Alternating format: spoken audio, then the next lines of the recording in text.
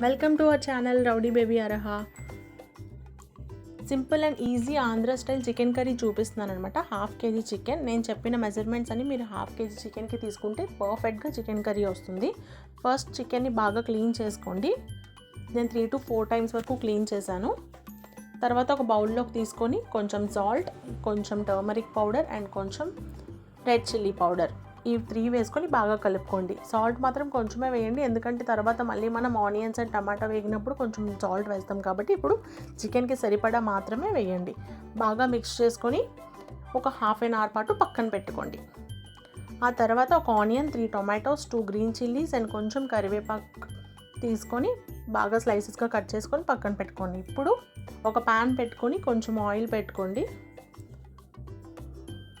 ఒక 3 table spoons of oil వేసాను నేనైతే. తర్వాత కరివేపాకు, 2 బిర్యానీ ఆకులు అండ్ 2 పచ్చిమిరపకాయలు, కొంచెం ఆనియన్స్, మనం ఏవైతే కట్ చేసుకున్నామో ఆనియన్స్ అండ్ టమాటోస్ వేసి బాగా ఫ్రై చేయండి. ఇప్పుడు ఇందులోనే కొంచెం సాల్ట్ వేసుకోండి, బేగా కుక్ అవుతుంది అన్నమాట టొమాటో.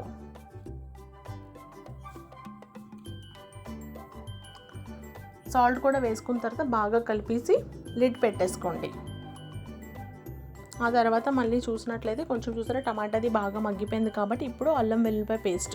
ఈ పేస్ట్ నేను ఇంట్లోనే ప్రిపేర్ చేసుకుంటాను, బయటది నేను ప్రిఫర్ చేయను. ఇంట్లోది అనుకోండి మనకు చికెన్కి మంచి అరోమా కూడా యాడ్ చేస్తుంది అండ్ ఫ్లేవర్ కూడా చాలా చాలా బాగుంటుంది. అది కూడా బాగా ఫ్రై అయిన తర్వాత లిడ్ పెట్టేసుకోండి. లిడ్ పెట్టుకున్న తర్వాత ఒక 5 minutes తర్వాత మనకి లిడ్ ఓపెన్ చేసి చూసినట్లయితే మనకి ఆయిల్ అనేది సెపరేట్ అవుతుంది.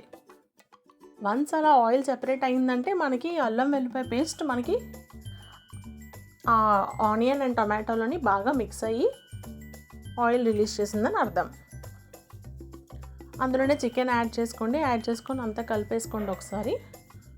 కలుపుకున్న తర్వాత లిడ్ పెట్టుకున్న తర్వాత మనకి వాటర్ అనేది రిలీజ్ అవుతుంది చికెన్లోని. అప్పుడు మనం 1/2 table spoon of garam masala powder వేసుకోండి. ఇది కూడా నేను ఇంట్లోనే ప్రిపేర్ చేసుకుందే ఫ్రెష్ గరం మసాలా.